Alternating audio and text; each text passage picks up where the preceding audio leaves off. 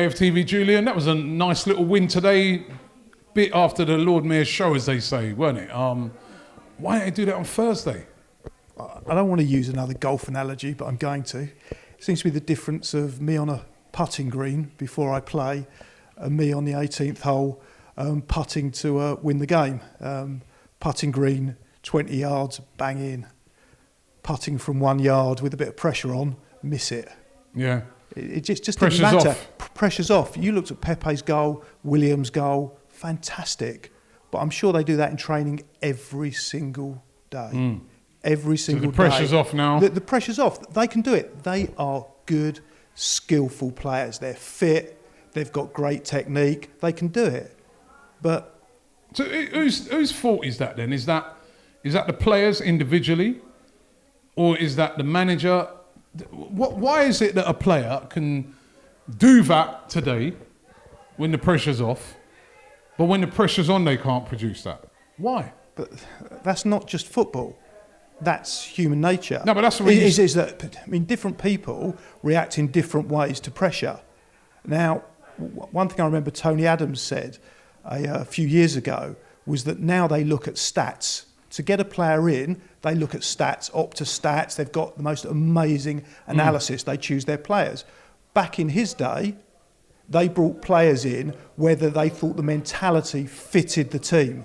And that was a big difference. So they had a team. Yeah. They all drank together. They had things in common. They fitted together. They might not have been individually great players. You look at that defence, legendary, absolutely legendary.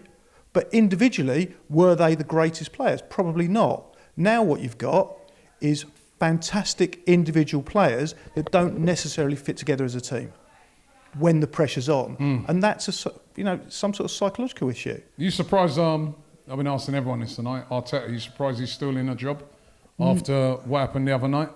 No, I'm not surprised. I think... Should he be in a job? That's a good question. That's a very good question.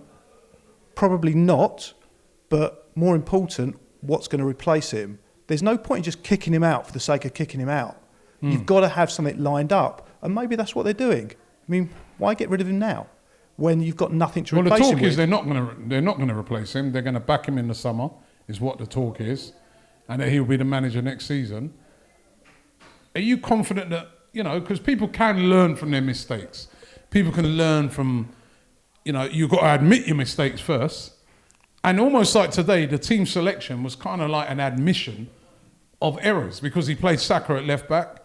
He played Martinelli as a striker. He did a lot of the things that we've been screaming out for him to do. So maybe he's starting to admit those mistakes. I don't know. But can he bring back the glory days to Arsenal, Mikel Arteta? The answer is yes, he can. He's an intelligent man. He's played at the highest level. He's played under Wenger, which may be of benefit to him, might not be, because I think it was towards the end of the Wenger years, but he saw how things were done. He's managed with Pep, so he's got experience. He is a very young man. He doesn't have that experience, but the last 12 months, he's managed Arsenal. So, yeah, I think if he's still here next season, we back him. If we have another season like we've had, then no. Would I like to see him go? Probably yes. But then I look back at some other managers. I mean, Ferguson nearly lost his job after about 12 months at United. He was one goal away in an FA Cup semi-final. Would have been booted out. I think it was Mark Robbins scored. And the rest is history. So he might be another Ferguson.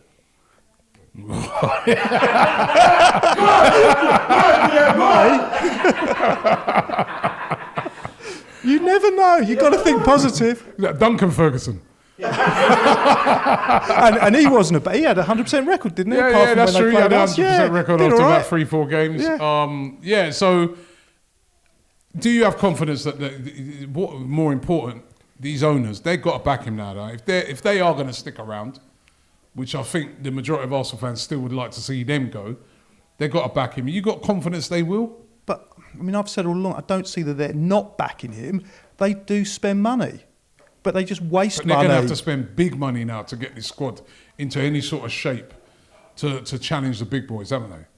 Not necessarily. I think they need to, have smart money.